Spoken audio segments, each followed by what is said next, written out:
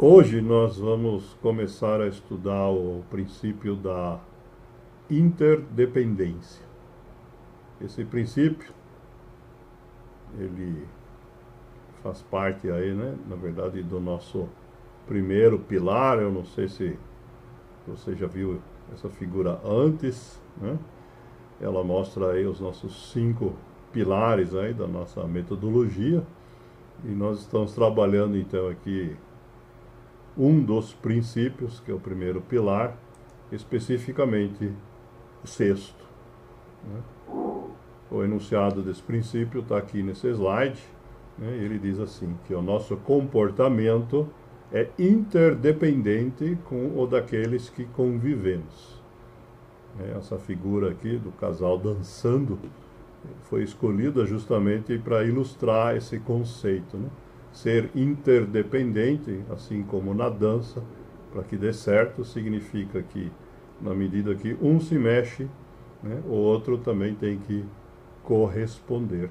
E isso acontece com o nosso comportamento, a gente tendo consciência ou não de que isso acontece.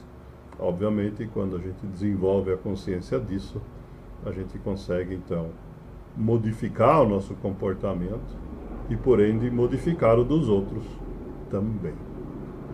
Esse é, em essência, o resumo do princípio, e o que nós vamos fazer agora é trabalhar ele, então, em primeiro lugar, né, lembrando que isso se aplica não apenas, como no exemplo da dança, ao casal que a gente fizer parte, mas ele se aplica a todos os ambientes que a gente frequenta, né? Então, a gente precisa, na verdade, ir entendendo que esses processos, né, que nós já definimos, já explicamos, inclusive, como mapear várias vezes, né, precisa ser compreendido, então, em relação a essa questão da interdependência. Como todos os princípios, a gente começa aí mostrando então um conjunto de frases para ilustrar o princípio, né? E as frases que nós selecionamos sobre o princípio, elas estão justamente ordenadas para facilitar aí a compreensão com base justamente nos círculos sociais. Então nós vamos começar hoje do centro do círculo, a partir da gente, e vamos nos estender basicamente na família. Os outros círculos sociais, até por uma questão de tempo, aí vamos deixar para a próxima semana. Ok? Muito bem. Então, começamos aqui com Aristóteles, né, que já disse aí há mais de 2.300 anos atrás, que o nosso caráter é o resultado da nossa conduta, isto é, o nosso comportamento, ou o conjunto de nossos comportamentos, é que é visto e avaliado pelos outros como sendo aquilo que as pessoas informalmente chamam do nosso caráter. No começo da Idade Média, Santo Agostinho enunciou esse nosso princípio de uma forma bem explícita, dizendo assim: necessitamos uns dos outros para sermos nós mesmos. Isto é, viver sozinho, sem os outros por perto, impede que a gente seja a gente mesmo. E se a gente for avançar aí mais na Idade Moderna, né, o Lacan, um psicólogo já bem relativamente moderno aí na psicanálise, bastante polêmico, né? Mas ele deixou aí como legado uma frase que diz que se existe um objeto do teu desejo, ele não é outro senão tu mesmo. Isto é, quando no nosso comportamento a gente vai buscar no outro determinadas questões que a gente acha que a gente não tem, né? Que esse é o que ele chama aí do nosso desejo. E, na verdade, o que nós estamos fazendo é ir em busca daquilo que nós temos dentro da gente, né? Aquilo que no outro acaba aí se refletindo.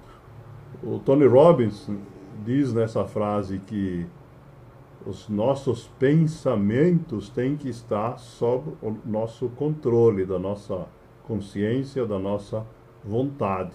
Quando a gente deixa isso fluir de forma inconsciente, então nós corremos o risco de cair sob a influência dos outros, porque os outros que estão pensando vão agir de tal forma a nos condicionar para que o nosso comportamento seja como eles querem, como é conveniente para eles, e não da forma como é bom para a gente. E isso significa, então, segundo o Augusto Cury, né, psiquiatra bem conhecido, autor de inúmeros livros bem interessantes, que a gente precisa deixar de ser um espectador nessa dança da vida, se a gente puder chamar assim, e passar a ser não só atores, mas sermos atores ágeis. O poeta americano Waldo Emerson, né, deixou para nós essa frase que diz que aquilo que a gente fala, as pessoas podem sempre duvidar, colocar em questão, mas o que as pessoas nunca vão questionar é o nosso comportamento. Aquilo que você faz, as pessoas sempre vão acreditar que é verdade, porque você fez. O Chico Xavier coloca aqui uma frase bastante interessante nesse processo de despertar essa consciência. A gente precisa tomar cuidado para não passar a exigir dos outros aquilo que a gente ainda não tem, né? É claro que na medida que a gente evolui, então nós, sendo melhores, temos o direito também de passar a exigir o mesmo daqueles com os quais convivemos. E para a gente dar uma pitada de humor aqui, tem um alerta do Freud, todo mundo conhece como fundador da psicanálise, né, que nos alerta assim, antes de você se diagnosticar como sendo uma pessoa deprimida ou com baixa autoestima, tenha certeza de que você não está de fato cercado por idiotas. Porque às vezes acontece isso. Às vezes a gente está no meio onde quem está em volta da gente, infelizmente, tem um nível que não permite que essa dança, né, que a gente usou como exemplo, de fato aconteça. E isso não necessariamente, então, significa que a gente não sirva para dançar a vida. Mas muitas vezes pode ser que quem está em volta também tenha suas dificuldades. O Dalai Lama, né, coloca aqui, então, como que a gente faz para, de fato, dar esses passos, esse avanço. O que ele diz assim: se você quer transformar o mundo, experimente primeiro promover o seu aperfeiçoamento pessoal e realizar inovações no seu próprio interior. Estas atitudes se refletirão em mudanças positivas no seu ambiente familiar. E deste ponto em diante, as mudanças se expandirão em proporções cada vez maiores. Tudo o que fazemos produz efeito, causa algum impacto. Quando vi essa frase pela primeira vez, né, eu fiquei, né, muito impressionado, porque ela reflete de uma forma bem precisa exatamente aquilo que o nosso princípio coloca. Vamos passar agora de volta historicamente para trás, para a gente começar a analisar a questão, então, da nossa evolução enquanto seres humanos, né? Todos nós nascemos bebês, viramos crianças, depois fomos adultecendo, né? Passando por uma adolescência. E esse processo é um processo que a gente também precisa entender, né? Porque eventualmente ele não se deu 100% da melhor forma possível, e havendo alguma questão aí que não esteja contente, nós podemos, tendo consciência que isso aconteceu, trabalhar para modificar. Mas temos aqui vários pensadores que chamaram a atenção para isso ao longo do tempo. O Aristóteles diz assim: os hábitos que formamos desde a infância não fazem uma pequena diferença. Na verdade, eles fazem muita diferença. E se a gente pegar aqui um pensador do século XX, professor israelense, disse assim: as crianças são como concreto molhado. Tudo o que cai sobre eles deixa marcas.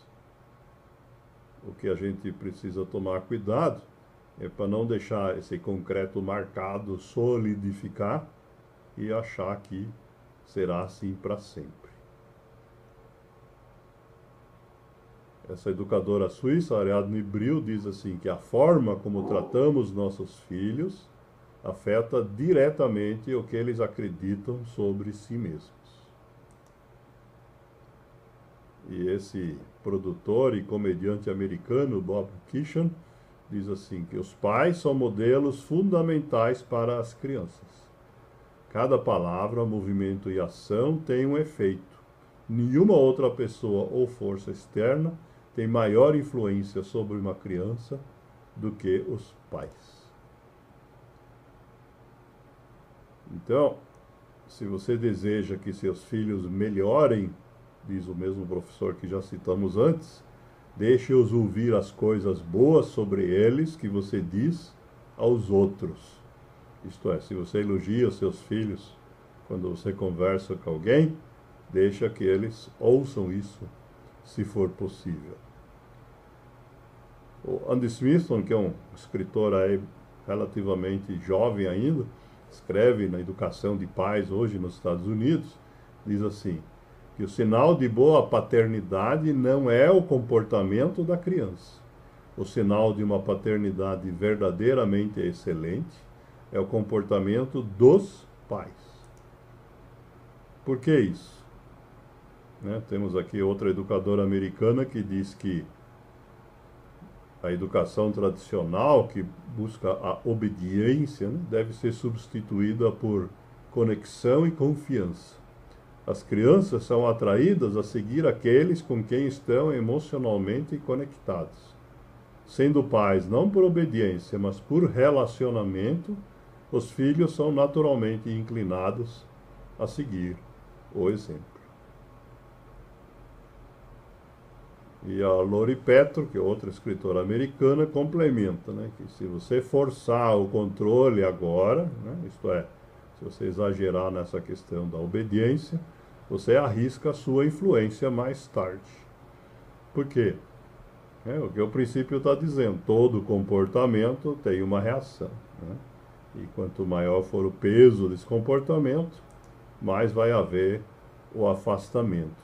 É isso que a Jane Nelson, né, uma empresária aí famosa na área de cosméticos, escreveu, né? Ela coloca para a gente pensar aqui na forma de pergunta. De onde tiramos a ideia maluca de que, para as crianças melhorarem, primeiro temos que fazê-las se sentir pior? Pense na última vez em que você se sentiu humilhado ou injustiçado. Nesse momento, você queria cooperar ou fazer algo melhor?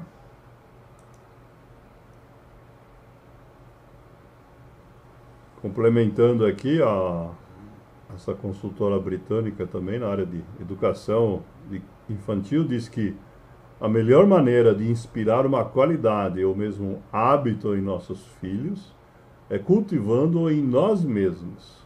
Isso significa que a paternidade é uma jornada constante de aprendizado e crescimento, de olhar para os meus filhos, para ver as áreas em que eu preciso trabalhar para melhorar.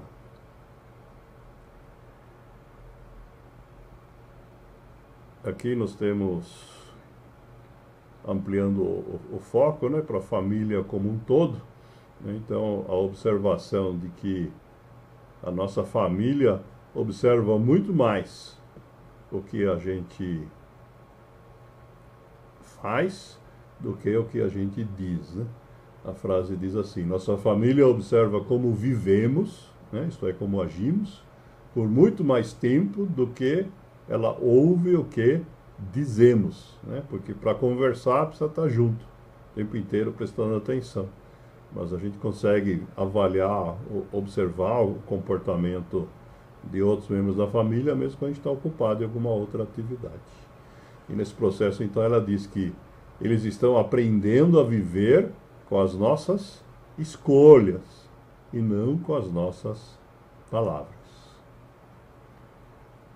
Para fechar hoje, então, tem uma frase aqui da Edith Wharton, uma escritora americana do século XIX, que fica aí como recado final, né? Nesse processo de evoluir a nossa consciência e colaborar, então, nesse processo, melhorando a gente mesmo e depois a todos os outros, né? Que no fundo nós já usamos isso, inclusive, em alguma live como chamada, né?